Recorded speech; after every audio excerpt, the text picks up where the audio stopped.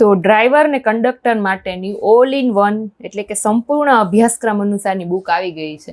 તમને બધાને ખબર છે કે ટૂંક સમયમાં જ ડ્રાઈવર ને કંડક્ટરની જે GSRTC કન્ડક્ટ કરે છે એક્ઝામ, તો એના ફોર્મ ભરવાનું સ્ટાર્ટ થવાનું છે. તો એના માટે કંડક્ટર અને ડ્રાઈવરનો બધો સિલેબસ તમારે એક જ બુકમાંથી કવર કરવો હોય તો એના માટે ગુરુ એકેડેમી એટલે કે ગુરુ ઓનલાઈન એકેડેમીની બુક આવી ગઈ છે, જે સ્પેશિયલ બની છે ડ્રાઈવર ને કંડક્ટર માટે.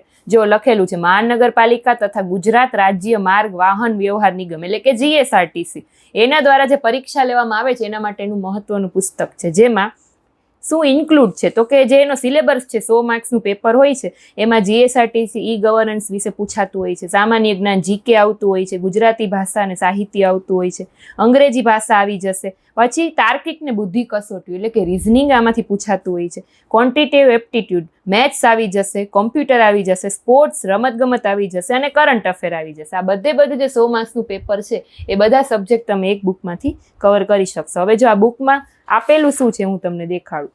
તો પહેલા તો તમે જોશો તો એક ઇન્ડેક્સ આપેલું છે કે કયો સબ્જેક્ટ કયા પેજ ઉપર છે, અને બુક ખોલતા જ તમને એ પણ ખ્યાલ આવશે કે થોડી કલરફુલ બુક બનાવેલી છે ને પેજ ક્વોલિટી પણ બેસ્ટ છે.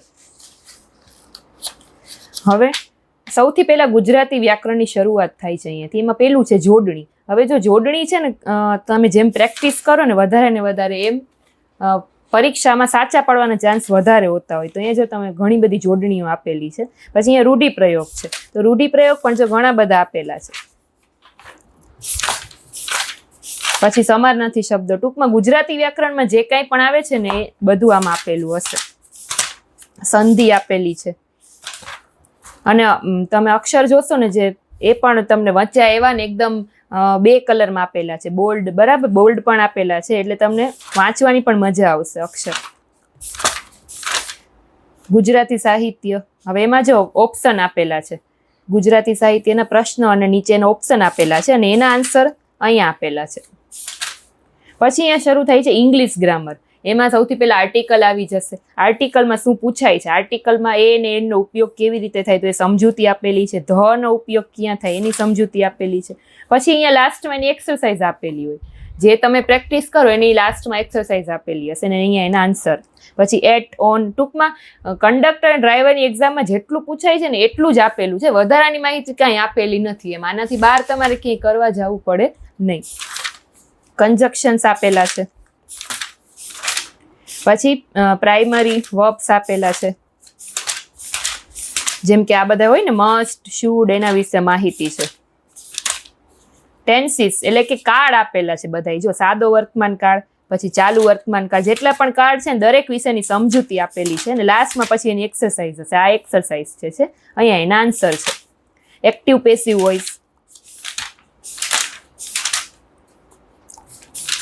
પછી રૂઢિપ્રયોગો આપેલા છે, વિરોધાર્થી, સમાનાર્થી, ઇંગ્લિશમાં જેમ ગુજરાતીમાં હોય એ જ રીતે. પછી અહીંયાથી શરૂ થાય છે મેથ્સ.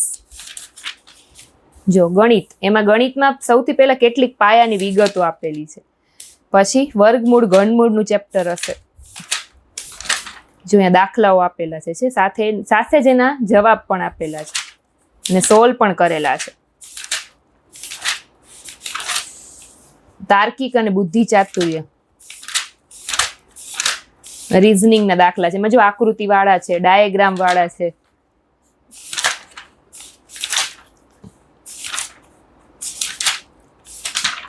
પછી રમત ગમત, સ્પોર્ટ્સના ક્વેશ્ચન છે આ બધા.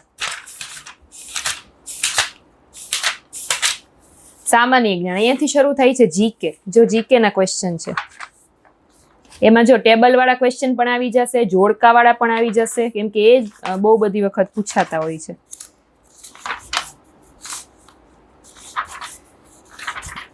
પંચાયતી રાજ વિશેનો ચેપ્ટર.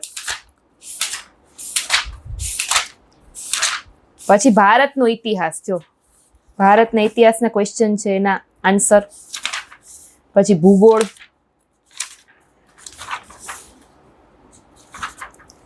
પછી વિજ્ઞાન, ત્યાર પછી કમ્પ્યુટર વિશેના ક્વેશ્ચન છે. પછી વર્તમાન પ્રવાહ એટલે કે કરંટ અફેરના ક્વેશ્ચન છે. જો આ બધું કરંટ અફેર છે. પછી અહીંયાથી શું શરૂ થાય છે કે કંડક્ટરની ફરજો, કેમ કે કંડક્ટરની એક્ઝામ તમે દો છો તો કંડક્ટરની કામગીરી શું છે, કંડક્ટરની ફરજ શું છે, એના વિશે તમને ખ્યાલ હોવો જ જોઈએ. ના ખ્યાલ હોય તો તમે આમાંથી વાંચી શકો છો. જો એ પણ પ્રશ્ન પૂછાવાના છે, બરાબર. કંડક્ટરની ફરજો, કંડક્ટરના કામગીરી શું હોય છે, ઇલેક્ટ્રોનિક ટિકિટ મશીન વિશેના ક્વેશ્ચન, પાર્સલ ને લગેજ છે, આ બધા ચેપ્ટર જરૂરી છે. રાહત પાસ, પછી જીએસઆરટીસી ઈ ગવર્નન્સ વિશે આખું ચેપ્ટર છે. પછી વાહનની જાણકારી વિશેનું ચેપ્ટર છે, એના ક્વેશ્ચન છે.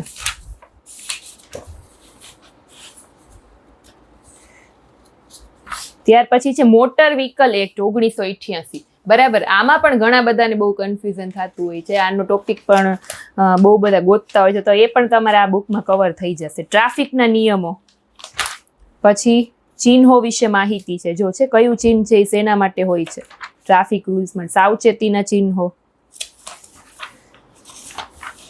પછી સુરક્ષા અને પ્રાથમિક સારવાર. ટૂંકમાં આ એક બુકમાંથી તમારું જીએસઆરટીસીમાં તમે કંડક્ટર કે ડ્રાઈવરમાં એક્ઝામ દેતા હો તો આ બુક સિવાય તમારે બહાર ક્યાંય વાંચવા નહીં જવું પડે. આ બુક ટોટલ 347 પેજની છે.